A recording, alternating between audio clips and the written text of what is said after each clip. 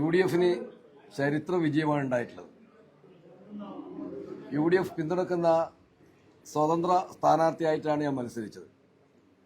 ആ വിജയത്തിനു വേണ്ടി പ്രവർത്തിച്ചത് UDF-ന്റെ ഉശിരുള്ള പ്രവർത്തകന്മാരായിരുന്നു.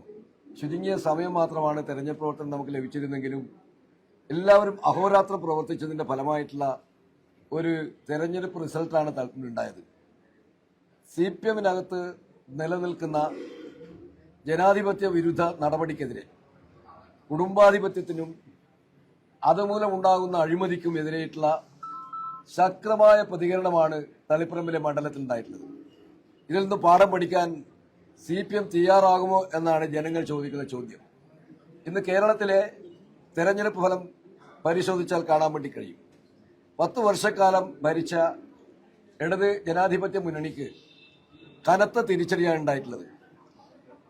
CPM-ന്റെ പല ശക്തി കേന്ദ്രങ്ങളുമാണ് തകർന്നടിഞ്ഞത്. ഇത് കാണിക്കുന്നത് CPM ഇന്ന് എടുക്കുന്ന നിലപാടുകൾ ജനങ്ങൾ അംഗീകരിക്കുന്നില്ല. CPM നേതൃത്വം സ്വീകരിക്കുന്ന നിലപാടുകൾ ജനങ്ങൾ അംഗീകരിക്കുന്നില്ല. അതിനുള്ള തിരിച്ചടിയാണ്. ഇപ്പൊ ജനങ്ങൾ ഞങ്ങളോടൊക്കെ ചോദിക്കുന്നത്, ഇനിയെങ്കിലും നിങ്ങളുടെ പാർട്ടി പാഠം പഠിക്കുമോ എന്ന ചോദ്യമാണ് CPM-കാരോട് ജനങ്ങൾ ചോദിക്കുന്നത്. തീർച്ചയായിട്ടും ഈ തെരഞ്ഞെടുപ്പ് ഫലം CPM-നെ ഒരു പാഠം പഠിപ്പിക്കുന്ന ഒരു ഫലമായിരുന്നു. അത് UDF-ന് ഏറ്റവും ആവേശകരമായ ഒരു വിജയമാണ് ഈ കേരളത്തിലെ ജനങ്ങൾ നൽകിയത്.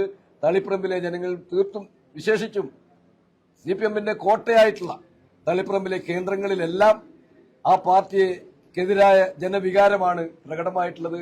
ആ ജനവികാരം തീർച്ചയായിട്ടും ഇവിടെ CPM-നെ തിരുത്തിക്കുന്നതിന് പ്രയോജനപ്പെടുമെങ്കിൽ ആ പാർട്ടിക്ക് രക്ഷയുണ്ടാവും. അല്ലെങ്കിൽ ആ പാർട്ടി ബംഗാളിന്റെ മാതൃകയിലേക്ക് ഇവിടുത്തെ കേരളത്തിലെ CPM-ഉം തകർന്നടിയും എന്ന കാര്യത്തിൽ ആരും സംശയമില്ല. തിരുത്താൻ തയ്യാറുണ്ടോ എന്ന ചോദ്യമാണ് ഈ കേരളത്തിലെ ജനങ്ങൾ CPM-നോട് ചോദിച്ചിട്ടുള്ളത്.